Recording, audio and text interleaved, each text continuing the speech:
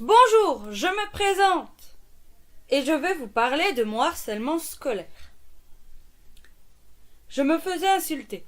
Attendez, je vais vous expliquer. Un jour, j'étais au collège, près des casiers. Mais une bande de personnes sont venues m'insulter.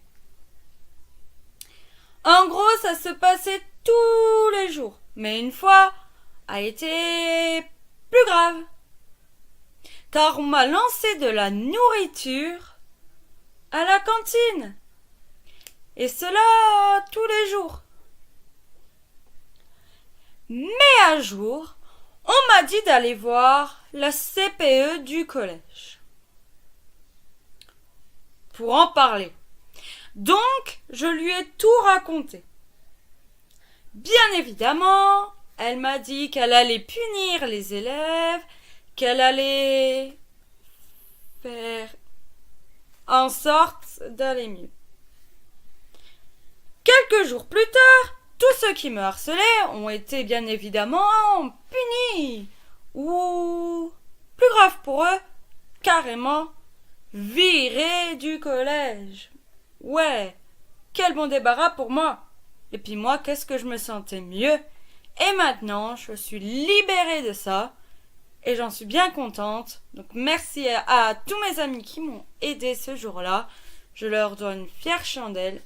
Et au moins, ça n'a pas empiré.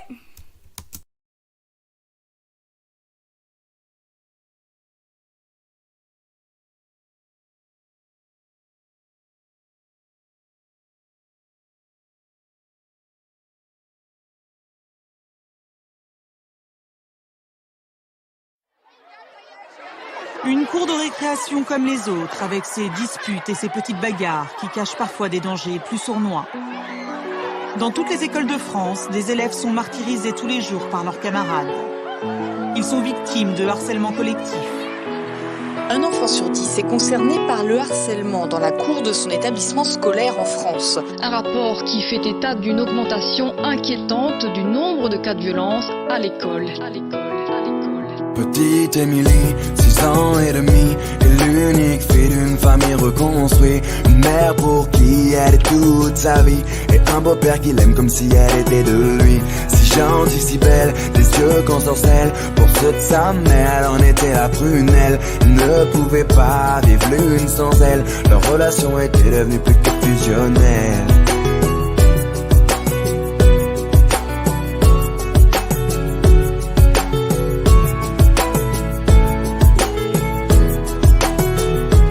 Petite Émilie, à 8 ans passés, rien n'a changé sauf qu'elle a déménagé. Fini la campagne isolée, elle vit maintenant en ville car sa maman fut mutée. Une nouvelle école, de nouveaux amis, elle ne mit pas longtemps à s'adapter à cette vie. Du haut de ses 8 ans, on peut dire qu'elle est ravie, car tout va pour le mieux pour petite Émilie.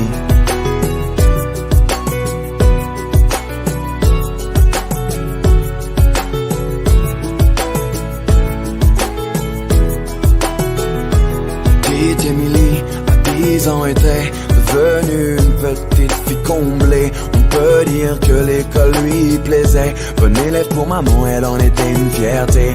Un peu rondelette, de bonnes petites joues. Elle essuie les critiques de quelques jaloux. Devant les profs, ils l'appelaient Bouffe-tout. Mais ce ne sont que des enfants après tout.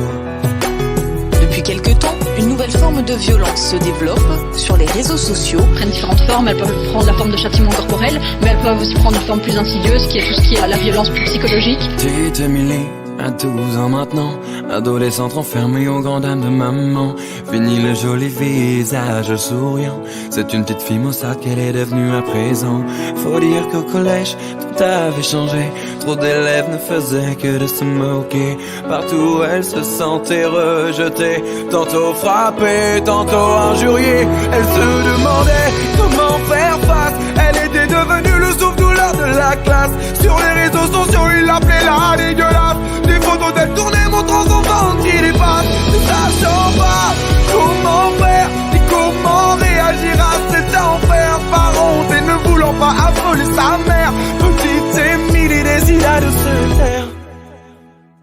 Mais un soir de décembre, petite Émilie rentre